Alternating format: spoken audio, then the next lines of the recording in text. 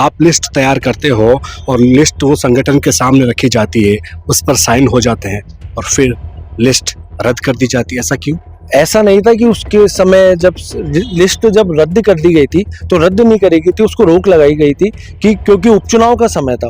उपचुनाव के अंदर भारतीय जनता पार्टी के कार्यकर्ताओं को और भी कार्यकर्ताओं को हम जोड़ना चाहते थे, लेकिन जोड़ नहीं पा रहे थे। कि वो लिस्ट अंकित चैची ने सब कार्यकर्ताओं से, संगठन के लोगों से बातचीत करके तैयार की होगी। फिर उस लिस्ट पर ऐसा क्या था, उस लिस्ट में ऐसा कौन सा नाम था जिसको लेकर संशय था? क्या राजस्थान बीजेपी में सब कुछ ठीक है? तो इसका जवाब है शायद नहीं। क्यों? इस पर बातचीत करने के लिए हमारे साथ यूथ मोर्चे के प्रदेश अध्यक्ष अंकित चैची गुजर मौजूद है। अंकित जी, यूथ मोर्चे की ही बात कर लेते हैं। क्या अंतर्कलह है अभी भी? नहीं, बिल्कुल भी ना पहले अंतर्कलह था, ना वर्तमान के अंदर अंतर्कलह। युवा मोर्चा पूरी ताकत के साथ, एकजुटता के साथ में लगा हुआ है।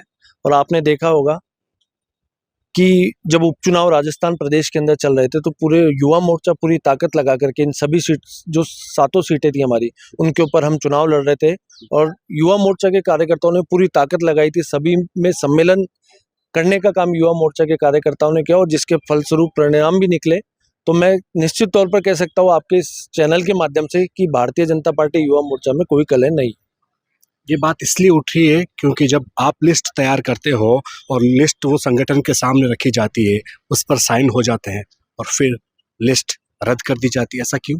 ऐसा नहीं था कि उसके समय जब लिस्ट जब रद्द कर दी गई थी तो रद्द नहीं करी गई थी, उसको रोक लगाई गई थी कि क्योंकि उपचुनाव का समय था। उपचुनाव के अंदर भारतीय जनता पार्टी के कार्यकर्ताओं को और भी कार्यकर्ताओं को हम जोड़ना चाहते थे, लेकिन जोड़ नहीं पा रहे थे। तो संगठन ने तय किया कि कुछ समय बाद इस युवा मोर्चा की कार्यकारिणी को हम जारी करेंगे और आने वाले दिनों में आप देखेंगे कि ये कार्यकारिणी वापस से बन करके आएगी और आप सभी चैनलों के माध्यम से आपको आम युवाओं को पहुंचाने का काम भी ये कार्यकारिणी करेगी। क्योंकि वो लिस्ट अंकित चैची ने सब कार्यकर्ताओं से, संगठन के लोगों से बातचीत करके तैयार की होगी। फिर उस लिस्ट पर ऐसा क्या था, उस लिस्ट में ऐसा कौन सा नाम था जिसको लेकर संशय था? ये किसी भी नाम को लेकर के कोई संशय नहीं था, सिर्फ और सिर्फ ये एक रूमर बनाया गया, एक मीडिया के थ्रू रूमर बनाया गया था कि कार्यकारिणी इस व्यक्ति विशेष के कारण से रुक गई थी। ये पार्टी के कार्यकर्ता है, सभी पार्टी के कार्यकर्ता है और पार्टी के कार्यकर्ताओं का चयन सभी लोग मिलकर के करते हैं। सिर्फ उपचुनाव ही कारण था जिसके कारण से इस कार्यकारिणी को रोका गया था। लेकिन उपचुनाव भी हो गए, रिजल्ट भी आ गया, अभी भी लिस्ट का इंतजार है। बिल्कुल, अब आने वाले दिनों के अंदर देखेंगे आदरणीय मदन राठौड़ जी का जो संगठन चुनाव थे हमारे, वो भी संपन्न हो चुके हैं। अब आने वाले दिनों के अंदर आप देखेंगे कि युवा मोर्चा की लिस्ट जल्दी आ जाएगी। 1.25 साल के लगभग कार्यकाल आपका हो चुका है। क्या उपलब्धि मानते हैं आप अपने कार्यकाल की? देखिए, भारतीय जनता पार्टी की सरकार को बने हुए लगभग 1 साल पूर्ण हो चुका है। जब राजस्थान के अंदर कांग्रेस की सरकार थी, आप सभी चैनल के माध्यम से आप लगातार हमारे प्रदर्शनों के अंदर भी आते थे। आपने देखा होगा कि किस तरह की स्थिति पूरे राजस्थान प्रदेश के अंदर थी। पूरे प्रदेश के अंदर लगातार पेपर लीक होने की घटनाएं हो रही थी। राजस्थान के अंदर भ्रष्टाचार फैला हुआ था। राजस्थान के अंदर हमारी बहन बेटियां सुरक्षित नहीं थी। पूरी भारतीय जनता पार्टी और युवा मोर्चा के कार्यकर्ता आम युवाओं की समस्याओं को हल के लिए, निवारण के लिए सड़कों के ऊपर उतरा हुआ था, जिसके परिणाम स्वरूप आज राजस्थान के अंदर भारतीय जनता पार्टी की सरकार है। आम जनता ने, आम युवाओं ने भारतीय जनता पार्टी के ऊपर विश्वास दिलाया, भारतीय जनता पार्टी को चुनाव जिताया और आज आप देख रहे हैं कि पेपर लीक तो बिल्कुल समाप्त हो चुका है। आपने देखा होगा कुछ दिन पहले ही रीट का एग्जाम हुआ और रीट का एग्जाम बिल्कुल सफलतम हुआ।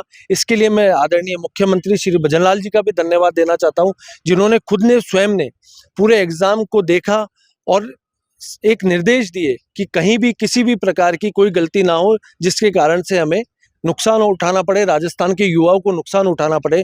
और ये सफल रीट का एग्जाम के लिए मैं मुख्यमंत्री जी का धन्यवाद देना चाहता हूं और जो विश्वास युवाओं ने जिताया उस विश्वास के ऊपर भारतीय जनता पार्टी खरी उतर रही है। कांग्रेस के राज में नेटबंदी हुई और फिर भी पेपर लीक हुआ।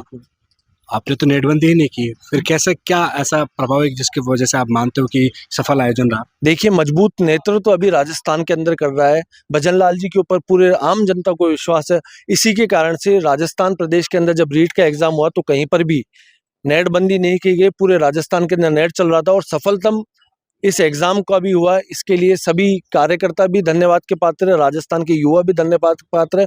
और थोड़ी बहुत जो समस्या देखी गई उसके बारे में भी जानकारी संगठन द्वारा सरकार को अवगत करा दी गई थी। कुछ जगह पर देखा गया कि जनेऊ की बात आई, न्यूज़ चैनलों के माध्यम से हमको पता चली। तो आने वाले एग्जामों के अंदर ये घटनाएं नहीं हो, इसके ऊपर भी हमारे प्रदेश अध्यक्ष आदरणीय मदन राठौड़ जी ने भी संगठन के लोगों द्वारा सरकार को कहा है और आदरणीय मुख्यमंत्री जी ने भी उसके बारे में कहा है कि आने वाले दिनों के अंदर ऐसी समस्या नहीं आनी चाहिए। रेट की बात हो गई, सब इंस्पेक्टर भर्ती 2021 का लेकर आपने काफी मुद्दा उठाया था, सड़कों पर संग्राम किया था, भर्ती को रद्द करने की मांग की थी। आपकी सरकार है, भर्ती अभी तक रद्द नहीं हुई। देखिए, कुछ लोगों को सस्पेंड कर दिया गया है इस भर्ती के अंदर भी, और वर्तमान के अंदर जो मामला है वो कोर्ट के अंदर, हाई कोर्ट के अंदर चल रहा है, और जो भी निर्देश हाई कोर्ट देगा हमारी सरकार उसको मानेगी। और मैं निश्चित तौर पर कह सकता हूँ कि राजस्थान के किसी भी युवाओं के साथ में कुठाराघात नहीं होगा, किसी की भी युवा के साथ में बुरा नहीं होगा, ये मैं निश्चित तौर पर आपके इस चैनल के माध्यम से कहना चाहता हूँ। जिस तरह से बात उठ रही थी कि क्या आरपीसी भंग होगी, बात तो आपकी थी, मांग आपकी थी, और अब आपकी सरकार। बिल्कुल, लगातार हम आरपीएससी के लोगों जो उस समय इन्वॉल्व थे इस केस के अंदर, जो पेपर लीक के, उनको जेल में डालने का काम भी कर रहे हैं, और सरकार जो निर्णय लेगी उसके अनुसार हम सभी कार्यकर्ता काम भी कर रहे हैं, सरकार काम कर रही है, और जो भी सरकार का निर्देश आने वाले दिनों के अंदर आएगा, हम निश्चित तौर पर कह सकते हैं आम जनता के लिए, आम युवाओं के हित की बात होगी इस सरकार के अंदर।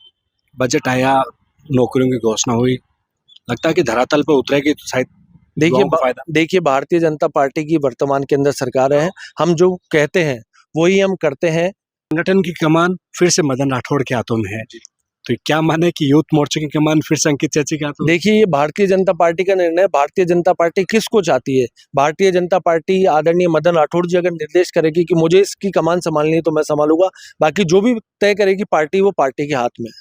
बहुत बहुत शुक्रिया। अंकित चेची जो कि युवा मोर्चे के प्रदेश अध्यक्ष है, खूब लड़ाई इन्होंने विपक्ष में रहते हुए लड़ी, अब खुद की सरकार है तो कई युवाओं के हितों की मांग भी कर रहे हैं, लेकिन अब लगातार कयास लगाए जा रहे हैं कि जो यूथ मोर्चों की कार्यकारिणी है उसका गठन कब होगा, और चर्चा यह भी है कि प्रदेश अध्यक्ष भी बदले जा सकते हैं। क्या एक बार फिर से संगठन अंकित चेची पर भरोसा जताएगी या नहीं, देखने वाली बात होगी। कैमरा सहयोगी मनोज के साथ विशाल शर्मा, जयपुर, राजस्थान तक।